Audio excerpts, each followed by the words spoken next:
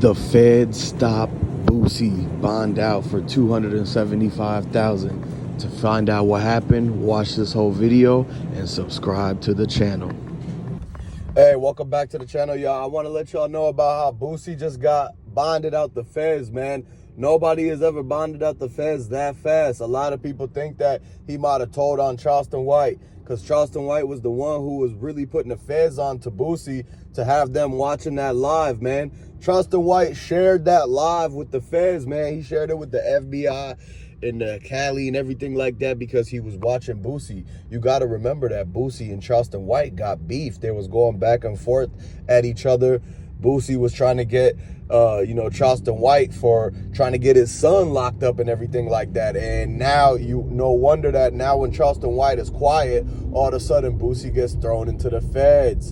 And then now Boosie had to have said something about Charleston White to try to get him so that way he could get out the feds. Because remember, Charleston White caught the Fed case, and now Boosie and Charleston White are telling on each other, going back and forth with the feds, and both cooperating basically, allegedly now, and making it to the fact that that's basically why they each getting out of their Fed cases, because they was telling on each other and putting on people to all those rappers that be coming up and arguing with Boosie, all the rappers that argue with Charleston White and everything like that, man. So I want to let y'all know, they told Boosie that since he's free now and that he bonded out for $275,000, that he's got to lay low. He can't be going and responding to Charleston White and trying to amp up that whole entire beef, because one thing y'all got to understand is that they didn't just let Boosie free and bond for him to make the same mistake. They're going to be watching him and everything like that. If he goes back to San Diego, if he goes live again with the Dracos, then that's when they're going to get him. You can't be going live with the Dracos and you on paperwork. He's on papers and he went live with the Draco. This is the reason why the feds slid on him so quick, is because once they got the live shared from Charleston White, they instantly started watching it. They noticed that was Boosie, that was Lil Boosie, and they called him by his real name too. Like, Lil Boosie is not even his real name. His real name is something totally different. And so what was going on is they watched the live, seen Boosie with the Dracos, so they sent the helicopter. The helicopter start looking and he following Boosie. Once he leaves, they see the SUV, they see the blacked out trucks riding down, and they had the helicopter follow him all the way up until they got on the E-way. And then next thing you know, the Fed unmarked unit get right behind Boosie's driver, and Boosie panicking, looking out the back window, starting to throw everything out the car. They started to dump everything that they had. They start dumping water on everything. So next thing you know, they hit the lights, whoop, whoop. And then dude come up, he sees Boosie and he sees the wooden handle from the Draco. He searched the car and found the wooden handle from the Draco sticking out of the middle of the seat. And that's how they found everything and pinned it on Boosie, because Boosie, he's on papers and he's not allowed to be around Dracos, straps, nothing like that. And so at the end of the day, they basically caught him slipping, and they should have had the 19-year-old take it. Whoever went live and exposed Boosie and everything like that really is the person that got him locked up, man. They basically an informant for going live and showing Boosie when they wasn't really supposed to. And a lot of people think that they probably wasn't purposely trying to get Boosie locked up. They was just trying to go live because they were with a rapper, they were with a celebrity. Boosie's a millionaire, so they're thinking like, oh, I'm gonna go live and people are gonna see it and it's gonna get him followers, it's gonna get him clout and stuff like that. And see, the problem is that the dude don't know that he's being an informant just by recording dudes on live, just by recording and pointing, and everything Boosie did, the dude kept moving the camera with him and everything like that. So we trying to figure out, who does this dude work for? Because he ain't never came back and apologized or nothing like that. He didn't apologize to Boosie. He didn't come out and say, hey, my bad, Boosie, I shouldn't have been recording you like that. He's the reason that he got locked up and everything. He ain't even send his condolences or nothing like that. And so this is the thing, is that a lot of people feel like, okay, whoever Boosie went to kick it with and went to cool it with, they got caught hanging out and the informant filmed it all, and he made sure to get the video of Boosie with the Drake, so that way the fans can, you know, throw more and more charges on Boosie. And it seemed like that's what they were trying to do, because why would you be recording a dude who's on papers with the Dracos around like that? You know for a fact, like, this guy has to know for a fact that he should know already that he shouldn't be doing nothing like that, and that's basically putting him in the way of getting, like, locked up and getting charges, because he actually showing him doing something, committing like a crime or whatever like that. And so that's what is basically makes the dude, it's almost like snitching, because it's like snitching without talking, because he just recorded the video of the dude doing everything, and then he posted it live, and the feds was watching it live. That means if the feds watched the IG live, then the feds followed the guy on IG. So he could be an informant, because he's already he's got feds following him on social media. How did they know to follow that guy? How did they know that his live was the one that was gonna actually get them a case and everything like that on Boosie? It had to have been a setup. They set Boosie up, man. They had to have set Boosie up, because now look at that. The setup happens.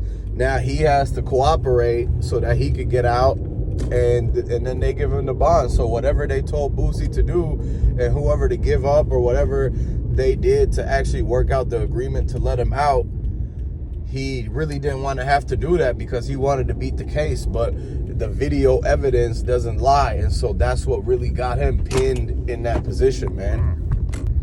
As soon as Boosie touched down in San Diego and LA, the feds was on him, because they already know that he's in California. The feds live in California. And so as soon as Boosie got into their hood, basically, they started watching him, because they know that in California, it's strict. It's super strict. They don't want nobody that's on paperworks hanging out with certain neighborhoods, going on live with the Drake, arguing with Charleston White, all these different things that Boosie was doing. And not to mention the fact that Jay Prince Jr. told him that he was supposed to check in, because remember that the Prince family is out in LA too. And so everything, man, is interconnected, man. There was 5 mistakes that Boosie made to where that got him locked up in the feds. The mistake number 1 is that he went out and trusted people when you should be trusting nobody at all. Because how is Boosie gonna ride in the car with people that got the Drake on him, but he's the one that gets the blame for it when he ain't even the one that's holding it? That's the crazy thing, just being around it. Like, somebody, the 19-year-old should have took that. And you guys got to remember that this the same 19-year-old that was seen running away from Duke the Jeweler after that concert happened, when he got sent up and dropped, basically. You guys remember that the hit that was done on Duke the Jeweler, that whole thing is basically what got the feds that started watching Boosie, because he was going, the Duke the Jeweler happened, he was going back and forth with Charleston White. Then him and Charleston White started basically sending shots at each other back and forth, like, I'm gonna pull up on you, I'm gonna do this, and Charleston White's like, man, you pull up, I'm gonna call the police on you, and all of this and that and the third. And then that's what really got Charleston White to actually do an anonymous tip to the feds, allegedly. Everything all alleged, right? So Charleston White does the anonymous tip to the feds, and next thing you know, Boosie gets hit up in the whole sting operation. They raided Boosie and his friends, man, all the way out there in San Diego, and they not playing around, because they told Boosie that they was watching him and that he had to be careful. That's why Boosie started doing more investing and everything like that, because he realized that the feds is really on him and watching him. So he got to make it look like he just a regular schmegular and everything like that. And at the end of the day, everybody really knows what Boosie's involved in. Everybody knows how Boosie and his whole thing, like, he had a whole thing from 2012. He beat that case, and this is the reason why he's not allowed to be around the dudes that have the Drakes and strapped up and, like, ready to go like that. And they should have known that. Everybody knows that. Boosie's manager should have known that. Whoever Boosie's road manager is that went with him, how come he didn't tell him to ride in a separate car and it had the people, you know, or the fact that somebody with the permit and the license could have been right there, and that would have made it to where they could have legally had that and literally been able to get Boosie out the jam of that situation.